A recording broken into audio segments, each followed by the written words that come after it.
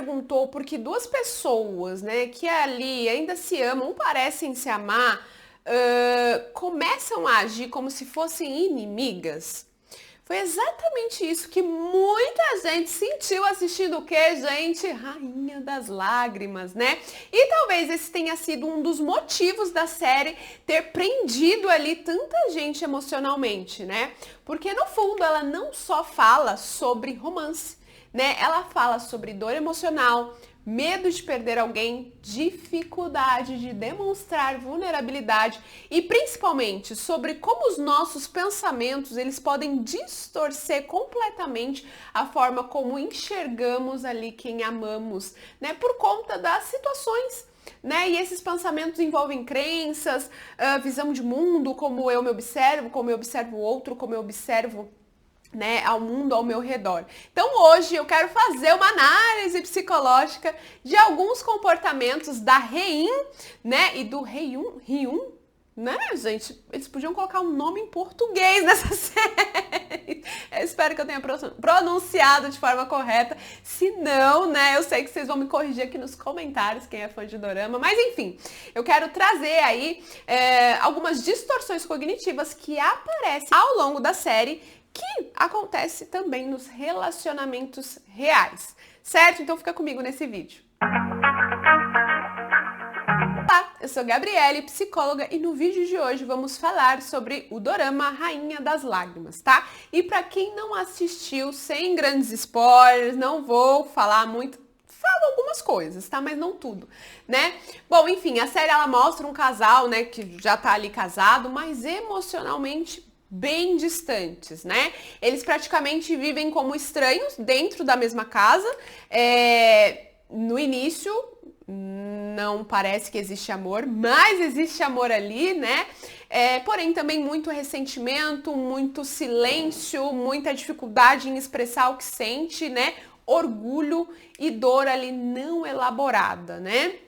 E uma coisa importante que a série mostra, ainda que indiretamente, né, é como perdas emocionais podem mudar o comportamento, a forma como uma pessoa se relaciona. Que no caso da Hein, né, depois da perda do bebê e de toda a pressão emocional ali e familiar que ela vivia, ela começa a construir uma barreira emocional muito grande, né? Ela se torna fria, distante, controladora em alguns momentos.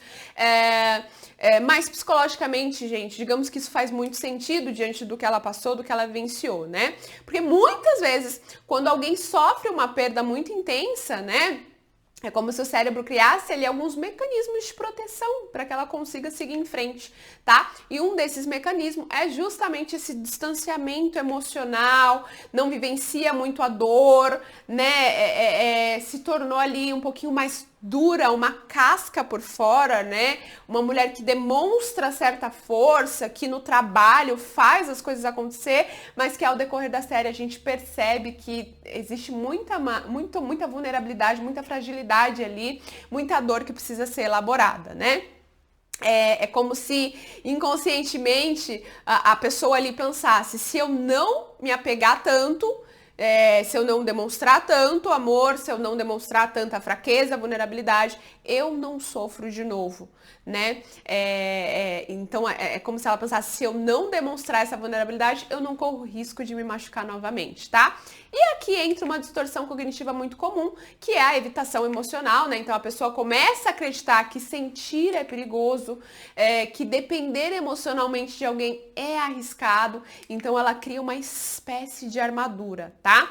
Só que obviamente existe aí um problema, né? A armadura protege, né? Mas também o que, gente? Afasta, né? Isso acontece muito na vida real. Então, às vezes a pessoa, ela parece fria, indiferente ou distante, mas no fundo ela tá tentando só sobreviver emocionalmente diante de várias relações, de vários abusos que ela viveu.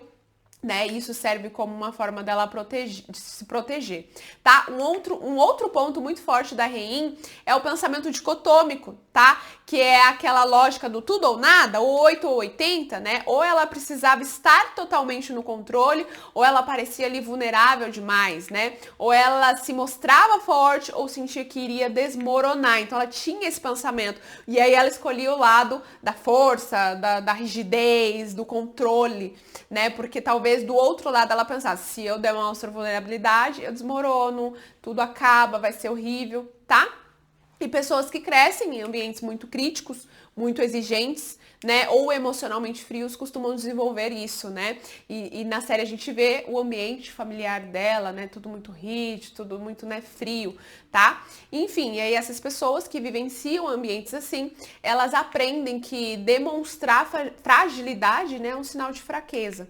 Tá? Então, você pode perceber que a personagem, ela evita tudo isso, esse contato com essa fragilidade, com essa vulnerabilidade, tá? Até quando ela descobre a doença dela, ela esconde e tudo mais. Agora, olhando pro parceiro dela, né, o Hyun, dá para perceber outras distorções cognitivas aparecendo ali, né? Uma delas é a leitura mental, né? Ele começa a interpretar os comportamentos da Rein sem comunicação clara, né? Então ele presume coisas como ela não se importa comigo, ela não me ama mais, ela não sente nada. E aqui eu abro um parênteses, né? Porque eu sempre falo para os meus pacientes questionar os pensamentos deles, né? Principalmente quando eles fazem leitura mental, usam ali das distorções cognitivas. Aqui, diante do que a série mostra, se o parceiro dela fizesse esse questionamento, ele teria evidências que de fato ela não sente nada, que ela não ama mais, porque ela demonstra tudo isso. Isso fica nítido, claro ali, né? Mas mais pra frente a gente vê que era a armadura dela, que era ela tentando se afastar de sentir, de amar novamente, de se entregar novamente, tá? Mas nos contextos gerais, né, na vida real, isso muitas vezes é uma interpretação nossa, não um fato, tá? Isso acontece demais nos relacionamentos, né? A pessoa para de perguntar, né? Para de conversar e começa a concluir tudo sozinha. Por isso que é muito importante nos relacionamentos, gente, a comunicação. Eu preciso entender de fato o que a pessoa quis dizer, né? Porque as minhas interpretações podem estar distorcidas, tá? Então é aquilo, né? Se o parceiro demora para responder, ele tá me ignorando, ele tá com alguém, né? A pessoa fica ali mais quieta no canto dela, porque ela perdeu o interesse, né? Porque ele tá muito distante, né? O relacionamento acabou, percebe? Então, aí entra um outro problema, né? Que quando a gente acredita automaticamente nesses pensamentos, a gente começa a agir de acordo com eles. Ou seja, o pensamento gera emoção, a emoção gera o comportamento e o comportamento reforça ainda mais aquele pensamento inicial, né? Então, se eu penso, meu parceiro tá distante, talvez a minha reação seja, também vou ficar na minha, também não vou mais ficar em cima. E aí, o que acontece? De fato, a distância do casal, a distância entre o casal, né? Ou se eu penso, meu parceiro ele não liga pra mim, eu começo a me afastar emocionalmente, né? Quando eu me afasto, o outro também se afasta e aí vai acontecendo, né? Tá vendo? Eu tava certo, né? Era isso, viu como eu tinha razão? E isso é um ciclo, tá?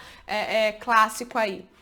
Bom, e a série mostra isso muito bem, né? Os dois ainda tinham afeto um pelo outro, mas eles estavam presos ali nas próprias interpretações, presos nas suas dores individuais, né? E, obviamente, nos mecanismos de defesa ali para que eles conseguissem passar pelo momento de luto que eles vivenciaram, né? E talvez a parte mais importante dessa análise seja entender que distorções cognitivas, gente, não é loucura não, tá? Eles são formas, né, distorcidas que a gente encontra ali, que a gente tem de interpretar experiências, principalmente quando a gente está emocionalmente ferido, né?